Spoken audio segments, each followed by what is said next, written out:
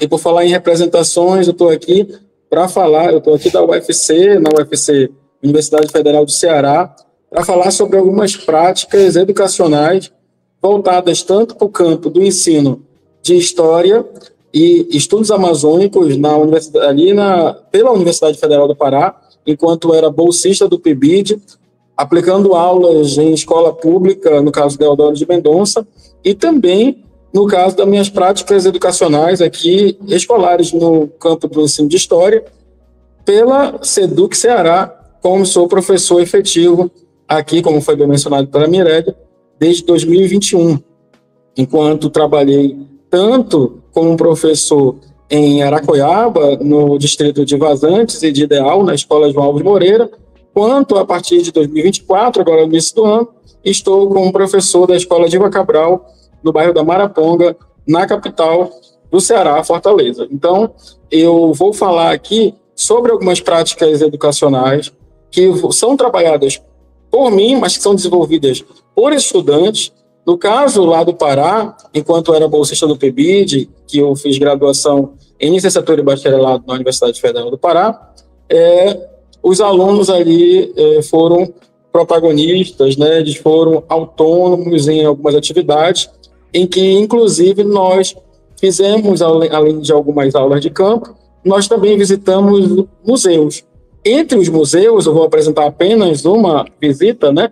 Nós temos o museu que é chamado Museu do Encontro, que hoje é localizado, né, desde 2000, do ano 2000, ali, quando o espaço do Forte do Castelo, que é o local, né, de colonização do espaço ali que hoje é Belém do Pará, aquele espaço ali se tornou um museu que era chamado de Museu do Encontro, o encontro entre colonizador, que na verdade não é encontro, é uma invasão, e agora o nome é Sala Guaimiaba, em homenagem a um indígena, né, que lutou também ali, resistiu contra a colonização durante o período ali no ano de 1616 até 1619.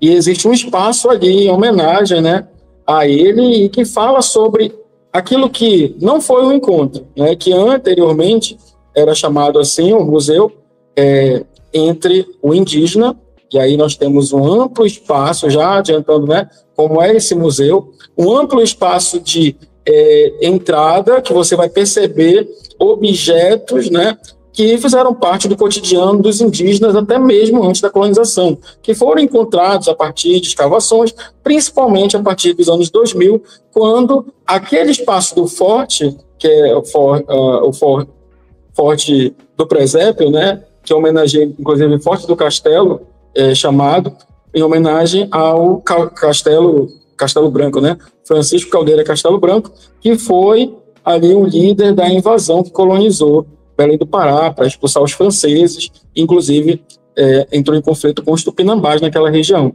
E o Guaimiaba era tupinambá, né? E ele está, inclusive, na minha imagem aí, nessa primeira imagem, na margem, né? Ele está, inclusive, ele vai aparecer em um quadro que está dentro desse Museu do Encontro, que hoje é Sala Guaimiaba, muito bem, inclusive, já fala sobre representação, no sentido da troca, muito bem pensada dessa sala, e ele vai aparecer num quadro, que é o quadro principal dessa exposição permanente que existe ali em Belém do Pará. Então, eu levei os alunos, né, enquanto era PIBidiano, era bolsista na graduação, licenciatura e bacharelado na Universidade Federal do Pará, e isso me inspirou também em outras práticas que vou falar, não sobre a questão indígena, mas sobre questões nordestinas, né? Enquanto Ceará, claro, eu não vou generalizar, mas vou tratar sobre o objeto que eu vou utilizar é justamente essa representação que existe no ensino a partir da aplicação de aulas de campo voltadas para o ensino de história e os museus. Então, é muito interessante porque vocês vão perceber, né, que existem representações e significados no ensino de história e que essas simbologias estão presentes e que vão ser retratadas ao longo da minha apresentação a partir de práticas pedagógicas que são voltadas para o ensino de história, mas que são desenvolvidas pelos próprios alunos. Então, a questão da história local, inclusive é um conceito que eu trabalho, né, aqui na Universidade Federal do Ceará, como algo que não pode ser compartimentado. O ensino da história, mesmo que exista essa palavra local, ela não pode ser entendida como algo isolado, porque dessa forma eu acabo excluindo, isolando, que é justamente aquilo que a gente não quer fazer nessa relação com a representação, com a relação de poder, com a questão da memória, que eu vou comentar aqui na minha fala.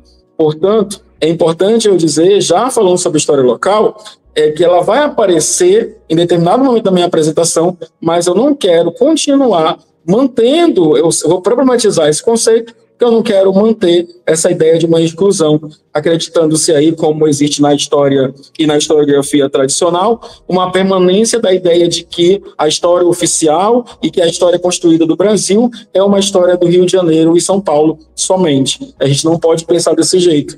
Enquanto eu, professor em Belém do Pará, de uma escola pública, né, do ensino fundamental, eu preciso dar aula de história indígena, mas a história indígena ela não pode ser só da Amazônia, até porque os indígenas, eles são os donos da terra em todo esse espaço que nós chamamos hoje de Brasil, que foi chamado já pelos tupinambás, pelos tupiniquins, de Pindorama. E eu preciso que a gente possa perceber essas representações, que elas vão sempre aparecer. A ideia de que existe uma simbologia, uma ideia de valorização de alguns, enquanto outros estão excluídos. E a ideia, como eu falei inicialmente, é mostrar que a história local ela pode ser um ponto importante, como uma forma de resistência e luta contra essas representações. Importante ter colocado o Guaimiaba aí na margem, mas ele não vai aparecer e ele não pode continuar na margem, e a ideia é tratar sobre isso durante esta apresentação. Perfeito? Renato, por favor, pode passar.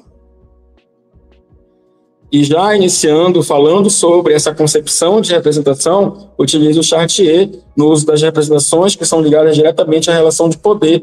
Como eu falei anteriormente, essas representações, elas não vão ser apenas, inclusive dentro dos museus, quando eu levo o aluno para dentro de um museu, o Museu do Encontro, ou quando eu fiz aqui, quando eu era professor em Aracoiaba, entre 2021 e 2023, levei os alunos para o Museu Senzala Negro Liberto, em Redenção, e até hoje, né, é grande exemplo de, vamos dizer, entre aspas, né, é um exemplo de um museu, porque fala sobre a questão da escravidão, da luta, não, peraí, mas que luta? Que mostra ali, né? Inclusive é um museu particular, privado, que você tem que pagar, inclusive, para entrar ali, né? De um espaço de uma fazenda, que inclusive muitos escravizados sofreram, né? E a luta, a resistência pouco aparece, né? Infelizmente, esses museus ainda nos mostram, esse privado, no caso, a pintura que eu vou falar já, lá em Belém do Pará,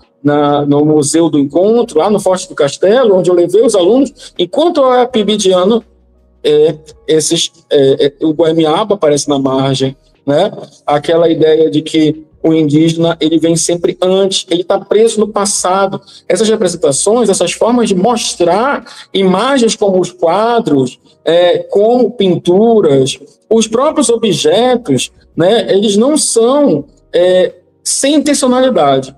Existe uma ideia de preservar, inclusive no livro didático, essa ideia de que alguns grupos, como brancos, né,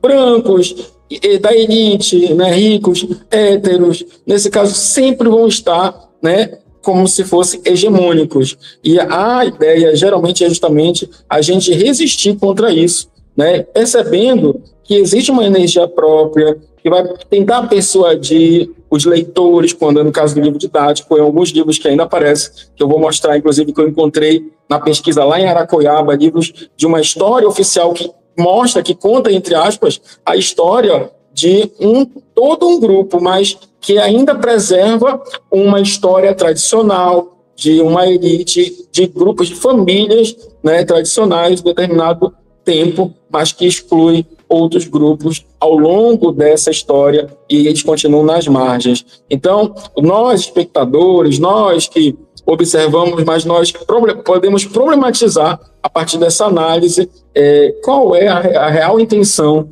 dessas representações, qual é a real intenção de mostrar em monumentos, por exemplo, como nós temos ainda, né, o Borba Gato, os bandeirantes em São Paulo, como nós temos o Pedro Teixeira, o grande colonizador, que a história oficial mostra, mas quantos indígenas pagaram o preço dessa colonização, do desenvolvimento, da ampliação de um espaço territorial que se chama hoje Brasil, mais especificamente na Amazônia, né? Ele é o desbravador, os bandeirantes são desbravadores, mas quantos indígenas que ficaram perdidos na memória também, que a gente não fala, né?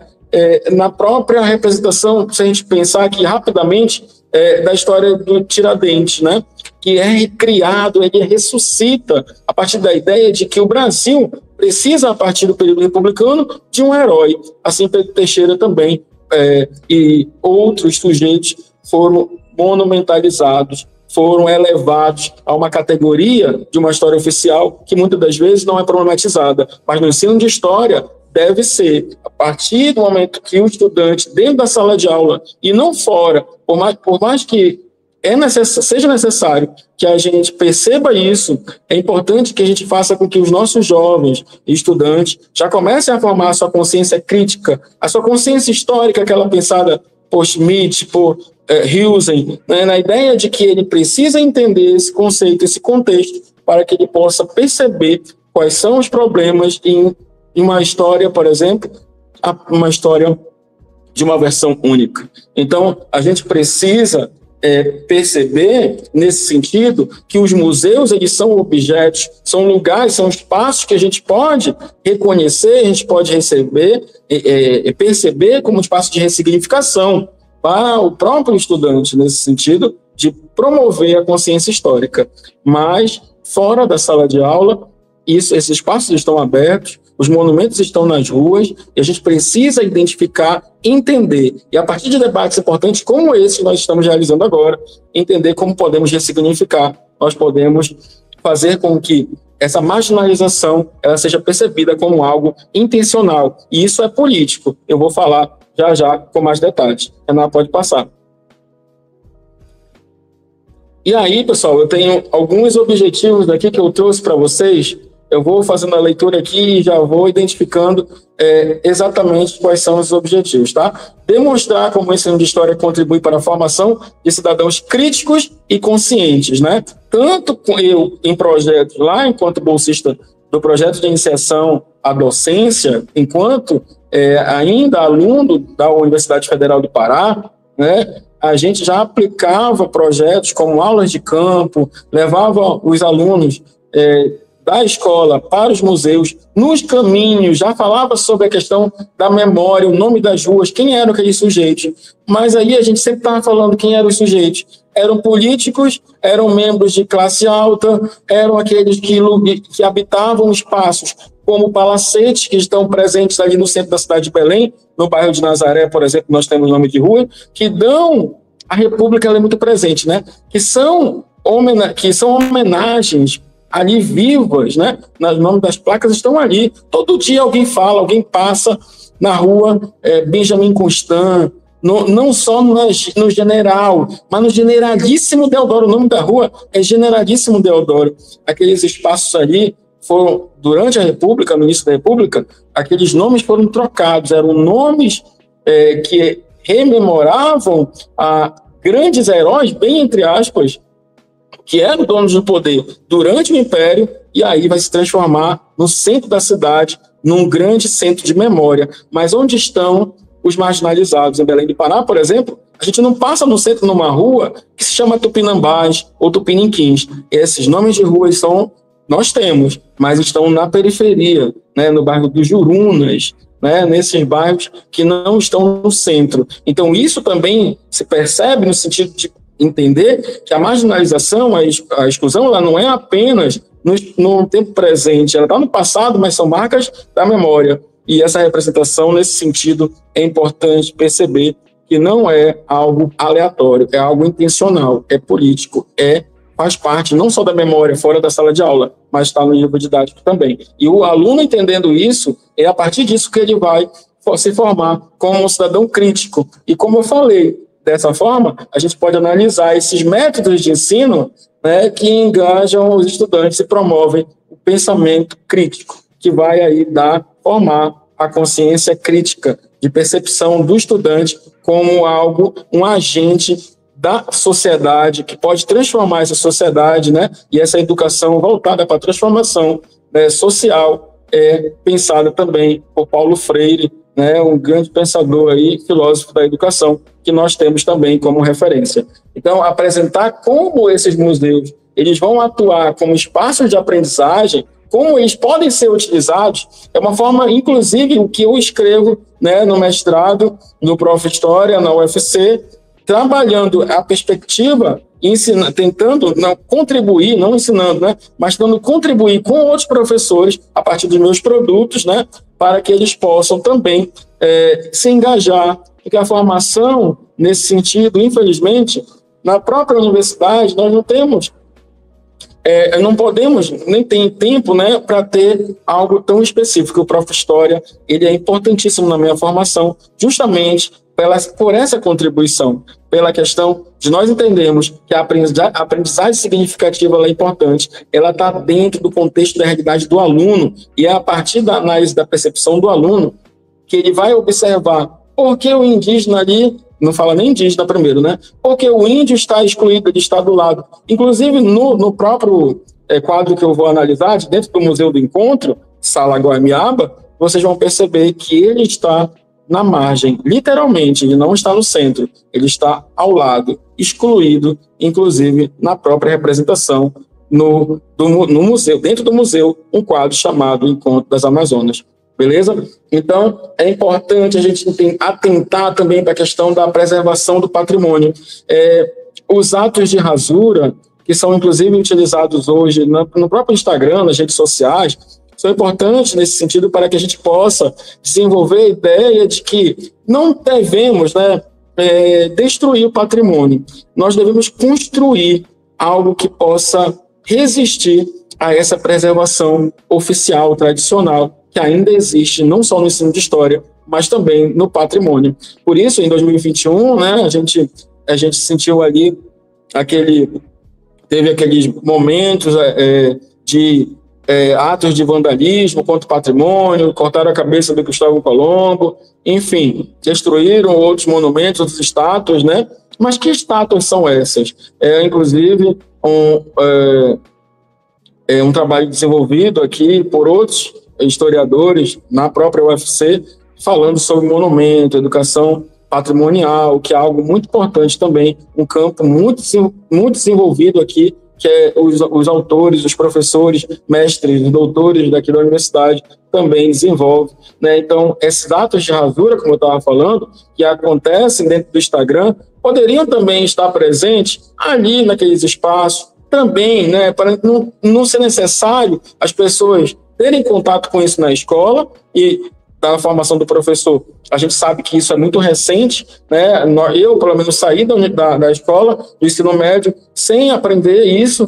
Então, é preciso ter eventos como esses, muito importantes, para que as pessoas possam saber, elas possam ter contato, elas possam perceber que existe toda essa problemática em volta, não só da questão do ensino de história, mas do próprio patrimônio do museu. E nesse caso, eu acredito que seria interessante a gente criar atos de rasura, não só na internet, mas fisicamente, né, mostrar de alguma forma ali, os próprios políticos poderiam ter, né, seria uma política pública de educação patrimonial, voltada para a educação patrimonial também, a gente identificar e dizer quem foram aqueles sujeitos ali.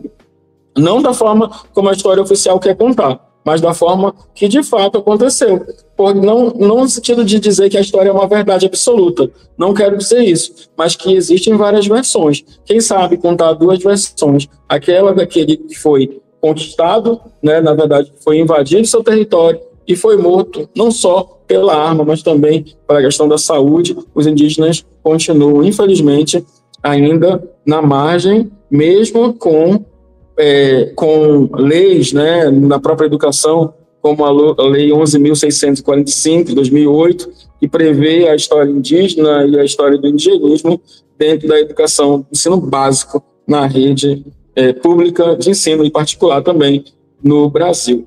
Então, a gente precisa pensar esses atos de rasura, a gente precisa pensar novas formas de tentar mostrar, né, que essa representação ela existe e ela não pode ser invisível, assim como muitos grupos são invisibilizados ao longo da história da memória e nos próprios livros didáticos.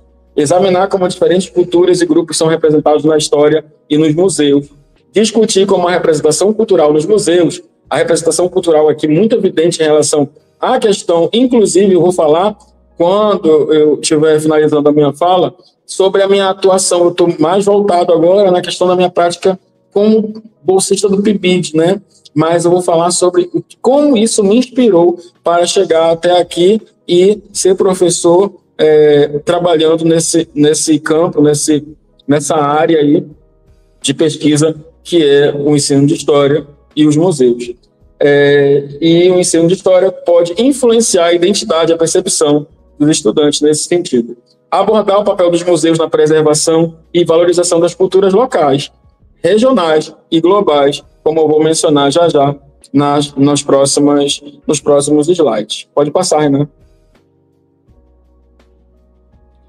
Aí eu venho, pessoal, com a questão da já falei dos objetivos, o meu objeto de trabalho e aqui a problemática. Bom, dentro desse contexto agora, do novo ensino médio, a gente tem um problema muito grande. Porque aqui no Ceará, nós temos as eletivas de ciências humanas, que são eletivas, né, que tem várias temáticas que deveriam ser escolhidas pelo aluno. E aqui no Ceará, nós temos até 2026 uma lei que vai implementar 100% das escolas públicas de ensino médio o tempo integral. Então, além da nossa formação básica curricular, que são as disciplinas como História, Geografia, e em outras áreas também como Português, Matemática, nós temos também os itinerários formativos. São chamados de itinerários formativos a partir da implementação do novo ensino médio. Nesse sentido, é importante a gente entender que a carga horária do professor de História acaba sendo reduzida, justamente porque as eletivas, elas devem fazer sentido, elas devem ter sentido, mas, muitas das vezes, as temáticas, elas não têm, infelizmente, essas temáticas, elas não têm formação ideal para o professor. O professor não tem formação. Por exemplo, tem algumas eletivas, tem História do Ceará, tem fontes históricas, ensino de história e fontes históricas. No meu caso, quando eu vim para cá para o Ceará e eu estava ministrando aula lá em Aracoiaba, a direção da escola disse que eu, como professor de tempo integral, eu daria aula de história local, né, para os alunos do ensino médio, turmas, nesse caso aí, de segundo ano. Então, para cumprir a carga horária, para, vamos dizer assim, adicionar às minhas aulas de história, eu daria aula de eletiva de ciências humanas, no caso, com a temática história local. Daqui do lado, nós temos, inclusive, a ementa que é disponibilizada, tá? Esse documento aí que está aparecendo para vocês, história local, uma ementa. É isso que é disponibilizado pela Secretaria de Educação para você ministrar aula da temática que é escolhida pela gestão. E que, segundo esse próprio documento, que se chama catálogo, tem várias ementas eletivas de todas as áreas, não só da área de ciências humanas, mas ciências da natureza, enfim. Para complementar a carga horária do professor no tempo integral, o professor tem aí, né, o grande desafio de ter apenas esse documento como guia, como norte, vamos dizer assim, um norte entre aspas, né, que essa ideia decolonial a gente pensar, porque norte é o que vai nos guiar, né, e o sul também não pode, enfim. Nesse sentido, a gente precisa entender que este seria um manual, seria um projeto dado para o professor como recurso. Então, nós temos vários problemas aí. Além da formação, o professor muitas das vezes não tem. No meu caso, eu nasci em Belém do Pará, eu passei no concurso, moro em Fortaleza, e eu estava a 80 quilômetros, né? Eu estava em Aracoiaba, dando aula. Eu me deslocava para ministrar aula a 80 quilômetros na região do maciço de Baturité, e foi dado a mim o desafio, né? E foi muito interessante, de dar aula sobre a história daquela localidade.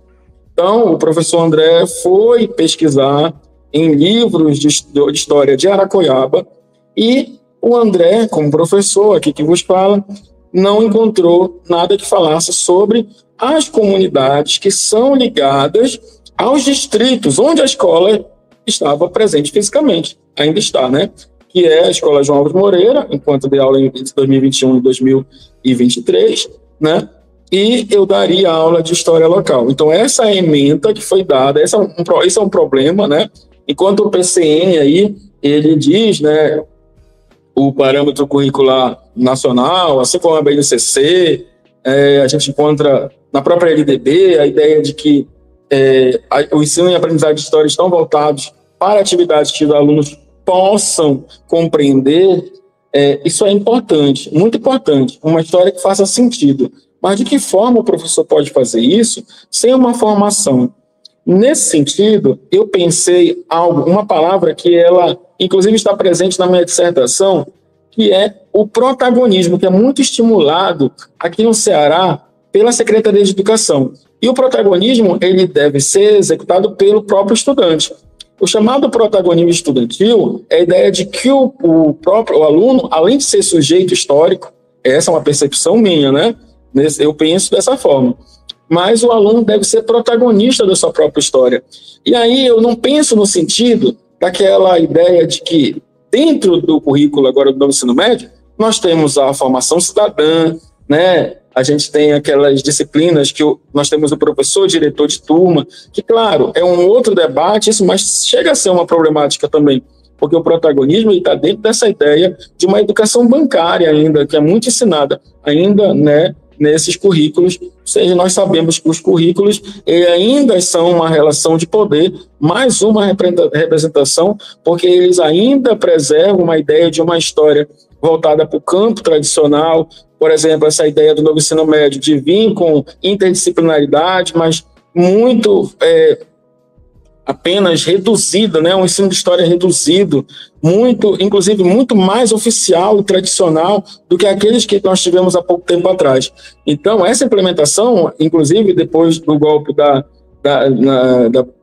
presidente Dilma, no caso, com a vinda aí de outros grupos políticos, ela vai ter um espaço, e até hoje, né, nós estamos aguardando aí a revogação, ou pelo menos uma retratação que pode estar evidenciada a partir de uma mudança, né? E, inclusive, existe uma perspectiva para 2025.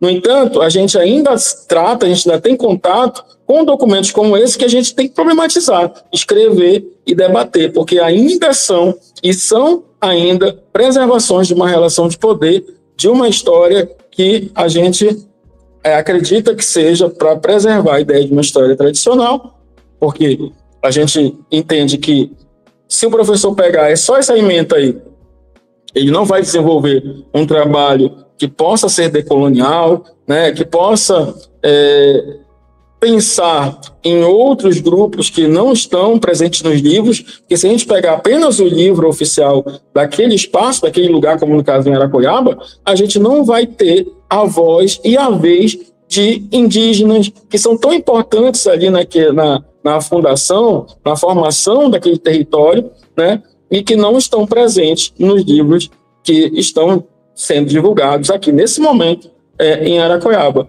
Então é importante a gente perceber que a cultura também, né, desses afro-indígenas, elas são invisibilizadas, tanto na história, no livro didático, ainda a gente sabe, né, elas estão presas aonde? Nas leituras complementares, mas na história oficial também, porque elas não são contadas a partir da perspectiva, muitas das vezes, desses grupos. E a gente precisa compreender, entender, perceber que existe um discurso na implementação desses documentos curriculares, mas que não é, de fato, o que está sendo praticado no ensino de história e no ensino tempo integral aqui no estado do Ceará. E voltando ao PIBID, lá quando eu era bolsista, é importante dizer que eu ensinei no ensino fundamental, sobre os estudos amazônicos. E os estudos amazônicos, é importante dizer que eles não estão apenas presos à história indígena. Existem, né, centros metropolitanos ali muito importantes, como Manaus, Belém, né, naquela região, quando você fala em Amazônia, a gente pode também citar até o Maranhão e também outros países, né, como Equador, Peru, Bolívia. E nesse sentido, é importante a gente entender que a história, no caso dos estudos amazônicos, que foi também implementada no ensino fundamental, não teve espaço no ensino médio. Então, como o professor de história pode lutar contra essa manutenção ainda de uma história que tenta valorizar, de uma forma intencional, alguns grupos e excluir aqueles grupos que, inclusive, os alunos fazem parte. Então, excluir culturalmente a religião da indígena, de herança indígena, né? As artes de curar, que a gente tem ainda de herança indígena, muito presentes na Amazônia, mas também aqui no Ceará, são presentes, inclusive, nas práticas no cotidiano dos próprios estudantes. Então, é preciso problematizar o currículo, que o próprio currículo, assim como os quadros, os monumentos, os objetos, eles também permeiam essa noção de uma manutenção, de uma construção ainda de um ensino de história voltado para os heróis, né? Grandes heróis, entre aspas, que não estão na nossa, que não fazem parte da nossa vivência, que estão, muitas das vezes, grupos que fazem parte do nosso cotidiano ou que fazem parte da nossa ancestralidade, muitas das vezes não, né? Em quase 100% das vezes está presente, né? E que devem estar também presentes no ensino. Pode passar, né? E aí eu trouxe para vocês essas representações no livro didático. 2 pontos importantes aí, eu trouxe 2 livros. O do lado esquerdo aí, no caso marrom, é um livro que eu utilizei no 6º ano na escola Deodoro de Mendonça, enquanto era bolsista do PIBID, lá na Universidade Federal do Pará. A escola de ensino fundamental também, na época, hoje eu acho que não é mais ensino fundamental, isso foi há 10 anos atrás. Eu utilizei um livro chamado Estudos Amazônicos, é uma coleção. No caso, o volume 1 é do 6º ano, o volume 2 do 7º, o volume 3 do 8º e o volume 4 do 9º ano. E aí, no ensino médio, os alunos já não estudavam estudos amazônicos. Esse livro, ele foi... o autor foi um professor também, o Mauro César Coelho, né, assim como outros autores aí que construíram esse livro didático, que é importante porque ele já inicia na sua introdução dizendo que a história dos estudos e os estudos amazônicos, eles não... a Amazônia, ela não é apenas uma profusão de rios, né, de animais, de florestas.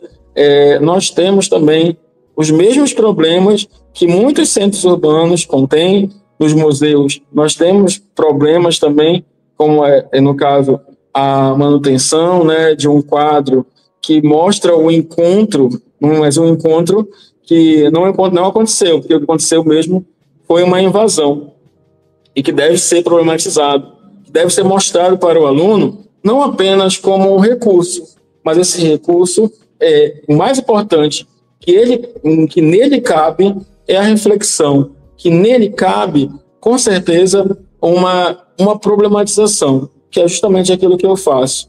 Nos estudos amazônicos, lá no 6º ano, a gente, a partir da análise do livro, né, eu não deu para me trazer muitas páginas, senão eu ia passar do meu tempo, mas lá aparece muito do que é a herança indígena, muito do que é a herança afro. Eu acho que esse livro é uma arma muito importante contra essa história colonial, oficial, contada por grandes heróis, bem entre aspas, né, aqueles que ainda tentam se manter usando a representação na memória de grupos que, no caso, nós fazemos parte também, né? Nesse sentido, a gente precisa utilizar esses livros também no ensino médio, né?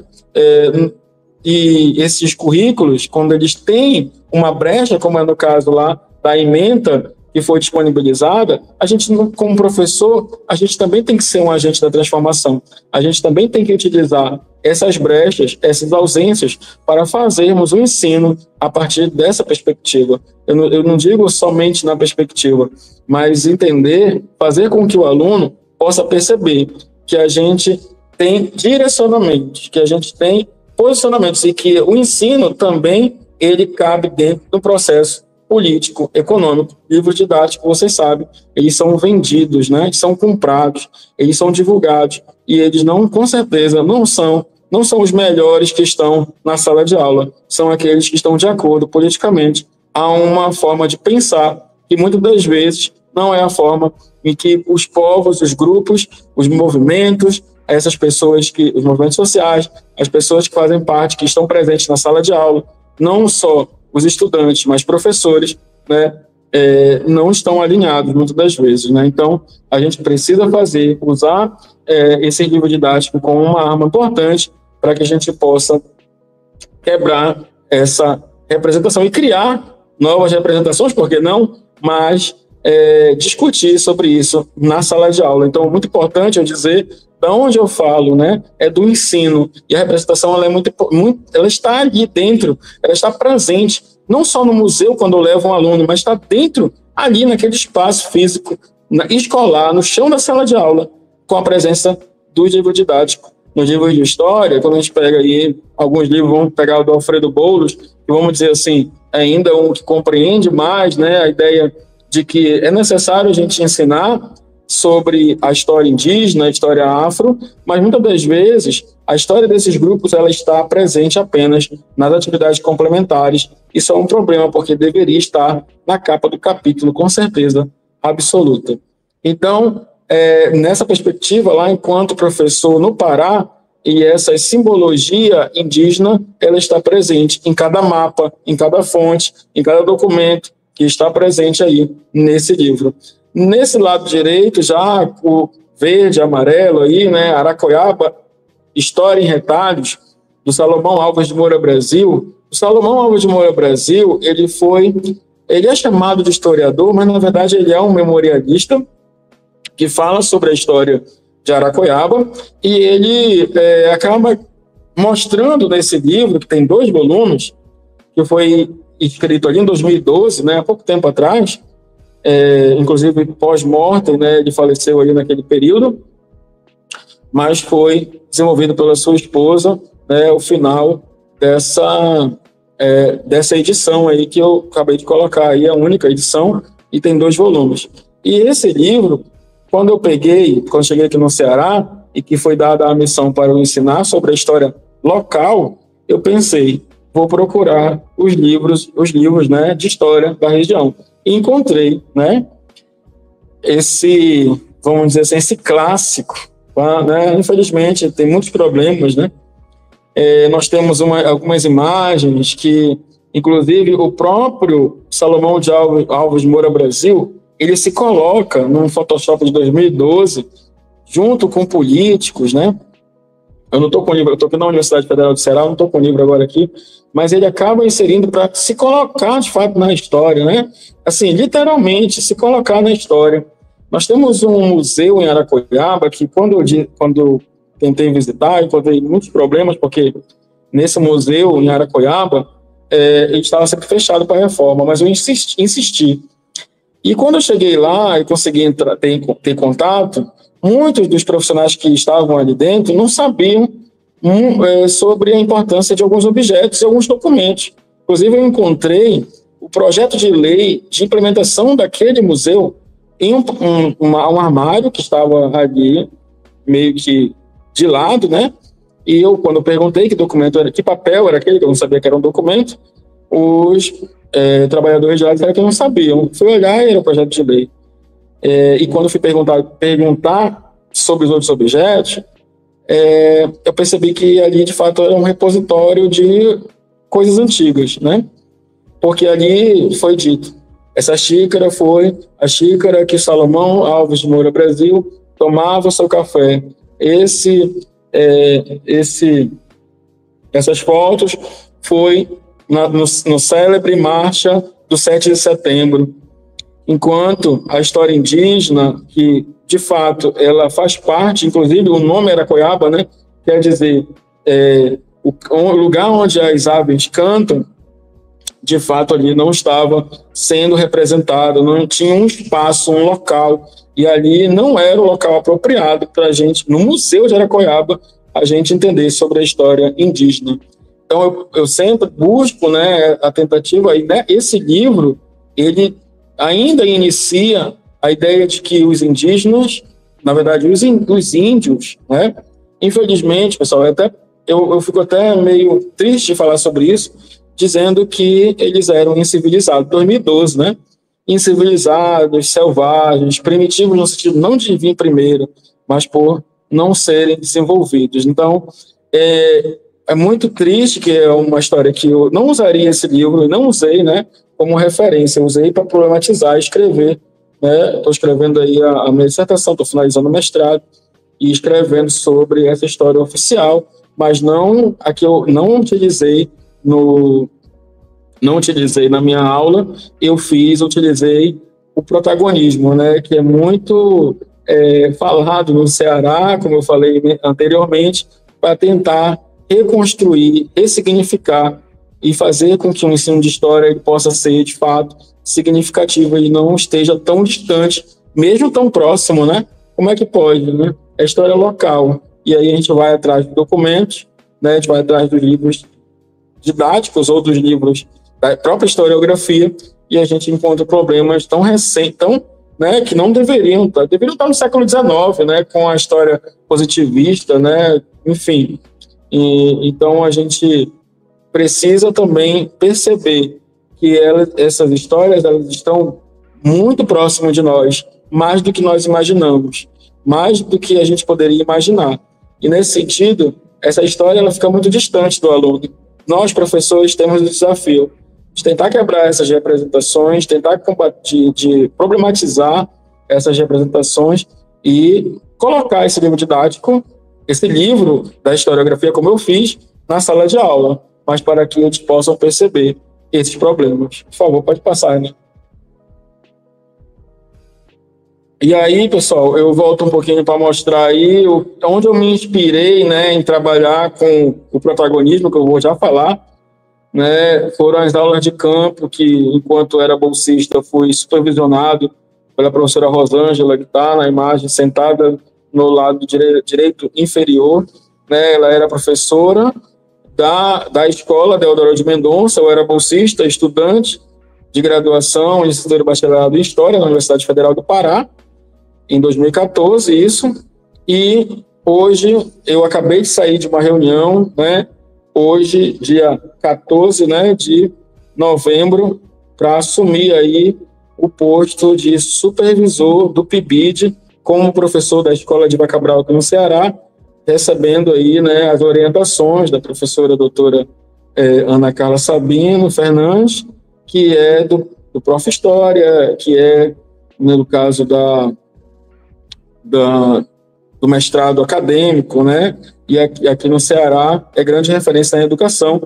E me sinto muito orgulhoso de estar agora como supervisor. A partir de hoje, inclusive, né, um dia histórico para mim, eu deixo de ser PIBidiano para ser um supervisor, né, e tentar implementar, falar sobre a questão da memória, da representação, da marginalização, invisibilidade, do apagamento histórico de alguns grupos, como são os indígenas, não só na história lá da Amazônia, nos estudos amazônicos, mas também aqui na região que a gente chama hoje de Nordeste, né, que já foi chamada toda de Norte no início do século XX, mas até o início do século XX, e que também tem uma história indígena a ser contada. E aí eu vou falar sobre isso nas nossas próximas falas. Mas é importante eu dizer aqui, usando o documento da CAPES, que o Programa Institucional de Bolsa e de Iniciação à Docência, que é o PIBID, é uma proposta para valorizar os futuros docentes, no caso que foi eu, há 10 anos atrás, e que agora são os estudantes da UFC, que a partir de então vão estar comigo, né? E eu tenho certeza que todos esses trabalhos que foram desenvolvidos no PIBID me influenciaram a ser um professor que vai pensar a educação como uma arma para resistir, para que exista transformação social, para que os alunos possam desenvolver, né, essa reflexão que é tão importante, tão cara, em não só a partir do pensamento político, econômico, social, mas também na própria vivência cultural desses estudantes, como eu vou falar já já. Então, o PIBID, que é esse programa institucional de iniciação a professores, tem o objetivo de aperfeiçoar a formação de professores para a educação básica, no caso pública, e melhoria de qualidade dessa educação no Brasil. Tá? Eu deixei claro, quero deixar aí esse registro, porque é importante. Muitas pessoas não conhecem o projeto. Esse projeto é dentro da universidade, assim como outros, como aqui no Ceará nós temos o PET, nós temos outros grandes projetos que fazem, de fato, constroem aí uma formação docente que não está nos currículos também da academia. Então, é importante a gente percorrer esses projetos, esses recursos, essas brechas, para que a gente possa resistir, que a gente possa criar métodos, que a gente possa fazer e estabelecer uma aprendizagem significativa, que faça sentido para o aluno no ensino médio, mas também que faça sentido para aqueles estudantes que estão se formando no ensino de história pelas universidades públicas. Isso é muito importante salientar. Por favor, Renato, pode passar. E nesse sentido, como eu falei anteriormente, eu cheguei no Ceará, eu não tinha nenhum tipo de conhecimento sobre a história local, até porque quando eu passei no concurso, no Ceará, eu encontrei o livro do Ayrton de Farias, inclusive, que fala História do Ceará, um livro muito bom, mas ali não tem, nem se fala sobre a história de Aracoiaba. Aracoiaba eu conheci quando eu fui fazer a lotação aqui no estado do Ceará. Quando eu cheguei, não conhecia esse espaço, não conhecia essa cidade, porque eu não encontrei o livro. Eu estudei o livro todinho para poder passar no concurso aqui na SEDUC, né? Que é um concurso muito concorrido aqui, dificílimo de passar, né?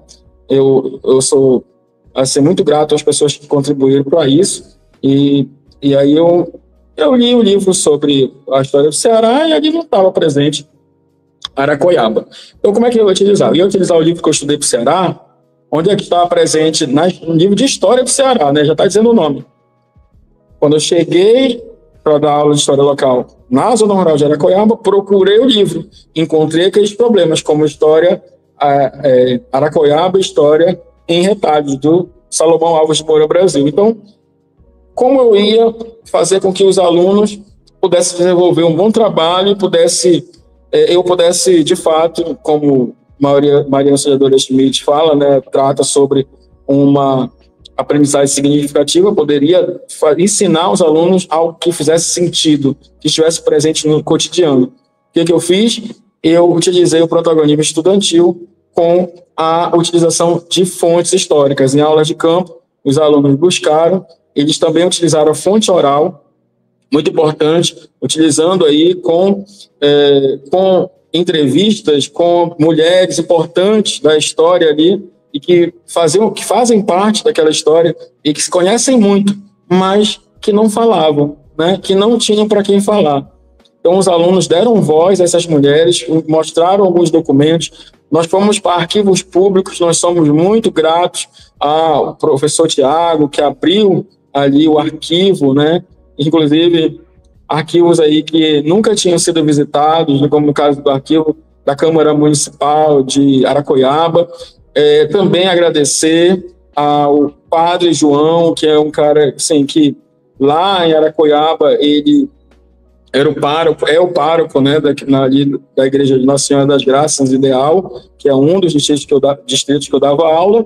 Ele abriu ali a secretaria, né, no caso, os livros de tombo, que também não tinham sido visitados, inclusive, né, eu acredito que ninguém mais abriu depois que eu vim de lá, para que os alunos pudessem pesquisar sobre a história, isso no primeiro momento, né, a história dos sujeitos ali, que estão presentes na memória desse povo. E aí os alunos procuraram em arquivos públicos, encontraram, inclusive, o que a gente chama ali de documento, um documento que a gente chama de autógrafo. O autógrafo são uma forma de biografias, uma espécie de biografias que mostram quem eram os nomes, quem eram as pessoas que davam nome às ruas. Eu estimulei os alunos a pesquisarem o nome das ruas dos distritos, né? Nós encontramos algumas das comunidades que os alunos residiam, porque os alunos, muitos deles, 90%, não moram nos distritos, eles moram nas comunidades, né, dessa escola, que são ligadas ao distrito de Ideal e Vazantes, ali na cidade de Aracoiaba, então é zona rural. E aí eles encontraram nome, quem são aquelas pessoas, né? E fizeram a partir da história oral também perguntaram, direcionando quem eram aquelas pessoas. E aí eu sugeri que eles expôssem isso para a comunidade, num dia especial, marcado, chamado Dia D, e aí eles fizeram exposições, eles transformaram a sala de aula em uma espécie de museu. Só que eles relataram a história daqueles sujeitos que estão nas placas de nomes de rua. E aí, depois dessa exposição, eles foram muito elogiados, mas eles perceberam que entre 17 nomes de rua do Distrito de Ideal, nós temos 2 mulheres. E nós temos nome de santo lá em Vazante, Santa Terezinha. O único nome de mulher de rua, naquele momento, era Santa Terezinha. Ainda era ligada à Igreja Católica. Mas onde estava, inclusive, as mulheres, por exemplo, as parteiras, que até pouco tempo, antes da implementação do Hospital de Aracoiaba, elas eram muito importantes, elas são importantes, né? Mas onde está a história de mulheres que já morreram, mas não estão no nome de ruas, que também eram curandeiras, que inclusive os alunos, eu fiquei sabendo, na verdade, na prática, literalmente, que eles também eram atendidos por curandeiras, que as mães das curandeiras, na atualidade, também já morreram, mas não são nome de rua. Quando a gente pensa numa história afro-indígena e a partir do cotidiano desses alunos, a gente pode entender que a capoeira está presente, não é só afro, é também indígena, né? Que a Umbanda são religiosidades que os alunos mesmo praticam, mas isso não está nas fontes oficiais que no primeiro momento eles pesquisaram. Então isso vai fazer o aluno problematizar e entender, né, que é necessário fazer alguma coisa pela luta da memória. Porque a ideia aqui, no caso, não é nem a construção do museu, não é nem a ideia que é ausente no museu, é porque não tem museu. Quando vai atrás da fonte para construir uma exposição, o que predomina nos documentos escritos é aquilo que, mesmo que seja recortado para dentro do espaço, do território, do lugar desses alunos, mas ainda continua sendo oficial. Por isso existe, né, essa ideia de uma história local que a gente tem que entender. Que por mais que a gente fale, por exemplo, sobre o Frei Tito, que foi um revolucionário, né, lutou contra a ditadura militar aqui no Ceará, mas ele é padre.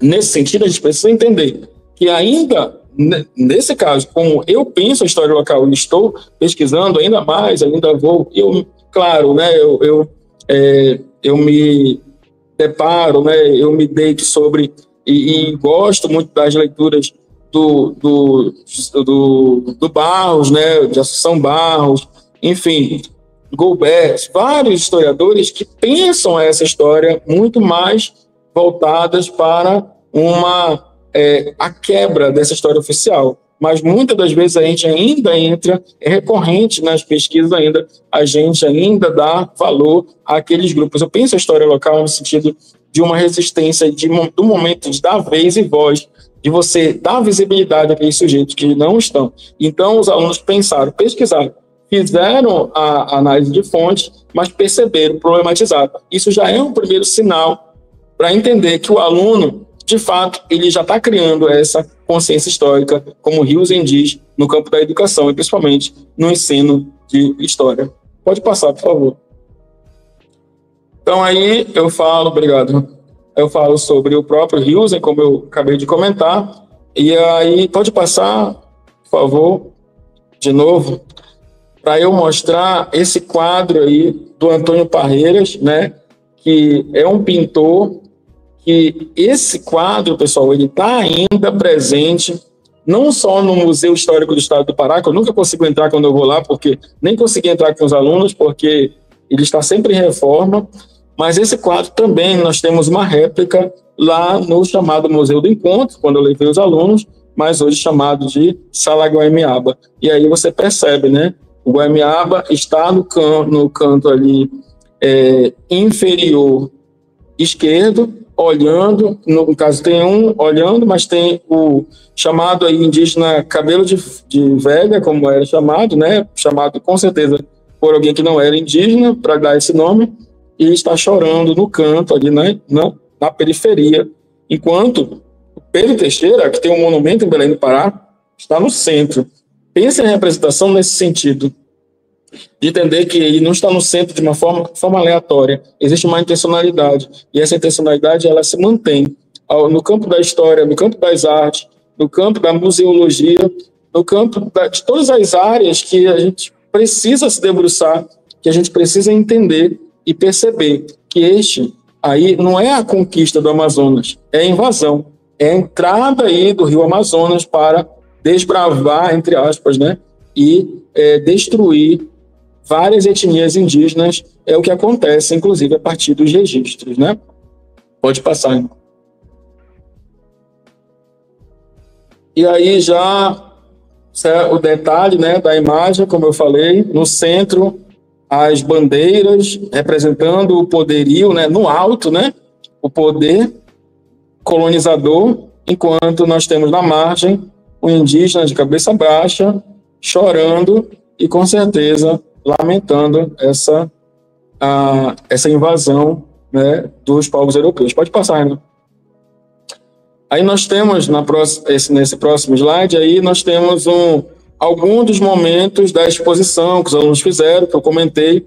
Os alunos colocaram placas históricas, né, para identificar, junto das placas do distrito de Vazantes, aí, colocaram placas para identificar quem eram esses sujeitos, para que as pessoas possam saber, né? Porque elas vão atrás, como é que elas vão conseguir identificar quem eram esses sujeitos, se elas não conhecerem, se elas não pesquisarem? Então, os alunos fizeram isso de uma forma brilhante, foram premiados aí, um evento Ceará Científico, que acontece todos os anos.